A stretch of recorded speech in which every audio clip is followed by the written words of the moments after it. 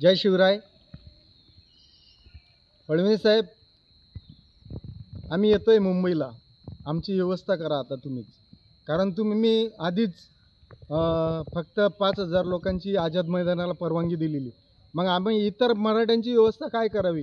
आता तुमचेच मंत्री आम्हीच निवडून दिलेले आहेत. आमच्याच जीवावर तुमची सत्ता भोगताय. सत्ता कुणाच्या जीवावर भोगतायत तुम्ही? मराठ्यांच्या जीवावरच तुम्ही सत्ता भोगतायत ना. मग महाराष्ट्रातले जेवढे मंत्री वगैरे असतील, जेवढे आमदार असतील, यांच्या बंगल्यासमोर आम्ही आता जाऊ. आता यांच्या बंगल्यासमोर जाऊन यांनीच आमची राहण्या खाण्यापिण्याची सगळी व्यवस्था करावी आता. आणि आता तुम्ही एक मुद्दा जो मांडतायत, तुमची जी समिती, उपसमिती, ती समिती तुम्ही आमच्यासाठी नेमलेली का आमच्यावर विरोध करण्यासाठी नेमलेली आहे तुम्ही ती समिती? ते म्हणजे आम्हाला विश्वाससुद्धा वाटत नाही ते आम्हाला न्याय देतील बा. तुमची बाजू घेऊन बोलू राहिले, आमच्या विरोधात ते बोलू राहिले, आणि ते काय आम्हाला न्याय देतील? आणि घडी घडी उठलं सुटलं की ते 10% यांनी टिकवलं नाही, त्यांनी टिकवलं नाही, यांनी हे केलं आणि त्यांनी हे केलं. हा धंदा आता बंद करा तुम्ही. तुम्ही काय करू शकतात मराठ्यासाठी ते सांगा. नुसते मराठ्यांची दिशाभूल करू नका. आणि ते 10% आम्ही मागितलं होतं का?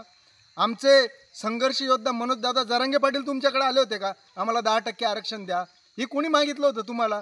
तुम्ही दिलेलं आहे. ते काय करायचं आणि काय नाही करते तुम्ही स्वतः घ्या ते 10%. पण आम्हाला ओबीसी मधूनच मराठा आरक्षण पाहिजे. याच्यासाठी आमचा लढाई. ते बंद करा आता. आम्ही विनंती करतो तुम्हाला.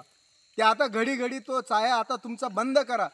या सरकारने टिकवले नाही, त्या सरकारने टिकवले नाही, हे गेले नाही, ते गेले नाही. आता आम्ही येतोय. आमची व्यवस्था तुम्हाला करावं लागेल. तुमच्या मंत्र्यांना आमची व्यवस्था करावं लागेल. कुठं जायचं आम्ही, कुठं राहायचं आम्ही, काय करायचं आम्ही गणपती पाहायला सुद्धा येतोय. आम्हाला बघायचंय गेट ऑफ इंडिया कसं आहे, आम्हाला बघायचंय मंत्रालय कसं आहे, आम्हाला बघायचंय समुद्र कसा आहे. याच्यासाठी आम्ही मुंबईला येतोय. नुसतं आंदोलनासाठी नाही येते आम्ही. सगळं आम्हाला बघायचंय मुंबईमध्ये. त्याच्यासाठी आम्ही मुंबईला येतोय. आणि जोपर्यंत आम्हाला न्याय मिळत नाही तोपर्यंत आम्ही मुंबई सोडणार नाही. तुम्हाला काय करायचंय पोलिसांना पुढे काय बोलले होते तुम्ही? निपात म्हणजे काय करणार आहेत तुम्ही? आम्हाला मारून टाकणार आहेत. आम्ही मरायलाही तयार आहेत आता. पण आरक्षण घेणार तर ओबीसी मधूनच आम्ही आरक्षण घेणार आहेत. तुम्हाला जे करायचे, तुमचे पोलीस बांधव असतील, कोण असतील, काय असतील, सगळ्यांना तुमची जी ताकद असेल ना, केंद्रातली ताकद वापरा तुम्ही. तुम्हाला काय करायचंय आम्हाला ते करून टाका तुम्ही. कारण आम्ही असंही इतका वर्ष आम्ही संघर्ष, आम्हालाही कळतंय ना, आमच्या लेकरा बाळांसाठी आम्हाला न्याय घ्यायचा आहे ना तुमच्याकडून. लेकरं बाळा आम्ही किती दिवस आम्ही संघर्ष करायचा? आमचं वय संपत आलेलं आहे. आमच्या लेकरा बाळांनी काय केलं हो? किती दिवस आम्ही हे करायचं? किती दिवस आम्ही संघर्ष करायचा? हा विचार आमचा नाही, आमच्या लेकरा बाळांसाठी आम्ही विचार करून आम्ही मुंबईत येतोय.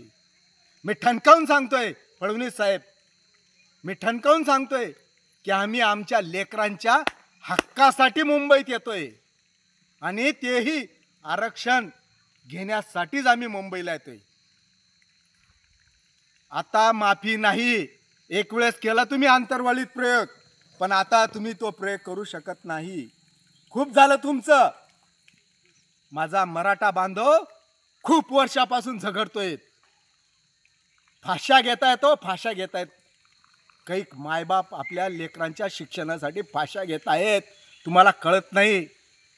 इतिहास वाचा मराठ्यांचा आटके पार. इतिहास वाचा. मराठा उरून पुरून निघेल, झुकणार नाही मराठा. ही मराठ्याची खासियत आहे. त्यासाठी लवकरात लवकर मुंबईत घुसण्याच्या आधी मराठा आरक्षण द्या. एवढीच तुम्हाला हात जोडून विनंती करतोय. जय शिवराय.